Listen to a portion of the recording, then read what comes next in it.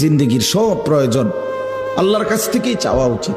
দুর্ভাগ্য এক জাতি আমরা এমন মুসলমান হয়ে গেলাম যারা নিজেদের কোনো প্রয়োজনে আল্লাহর কাছে চাওয়ার অভ্যাস আমাদের না।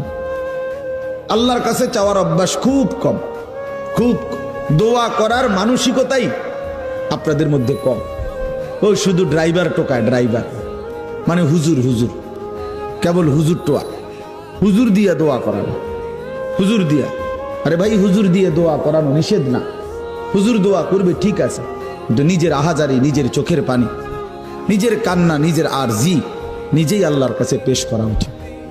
বান্দার কাকুতি মিনতি আল্লাহর খুব পছন্দ, আল্লাহর খুব পছন্দ, আল্লাহ তাআলার খুব পছন্দ।